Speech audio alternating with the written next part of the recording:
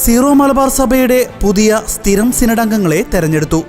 സഭ ആസ്ഥാനത്ത് നടന്നുവരുന്ന 32ാമത് മെത്രാൻ സിനഡിന്റെ 3ാം സമ്മേളനത്തിലാണ് തെരഞ്ഞെടുപ്പ് നടന്നത്.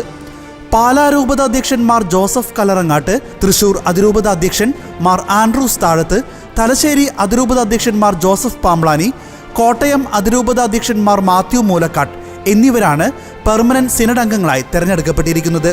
സ്ഥിരം സിനഡ് അംഗങ്ങളുടെ അഭാവത്തിൽ പകരക്കാരായി ചങ്ങനാശ്ശേരി അതിരൂപത സഹായമെത്രാൻ മാർ തോമസ് തറയിൽ, കോതമംഗലം രൂപതാധ്യക്ഷൻ മാർ ജോർജ് മടത്തിക്കണ്ടത്തിൽ, ഇരിഞ്ഞാലക്കുട രൂപതാധ്യക്ഷൻ മാർ പോളി കണ്ണൂക്കാടൻ, താമരശ്ശേരി രൂപതാധ്യക്ഷൻ മാർ റെമിജിയോസ് ഇഞ്ചനാനിയിൽ എന്നിവരും തെരഞ്ഞെടുക്കപ്പെട്ടു.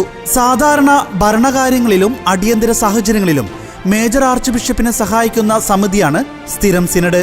മേജർ ആർച്ച് ബിഷപ്പ് അധ്യക്ഷനായ സ്ഥിരം സിനഡിൽ അദ്ദേഹം ഉൾപ്പെടെ 5 പിതാക്കന്മാരാണ് ഉണ്ടാകുക.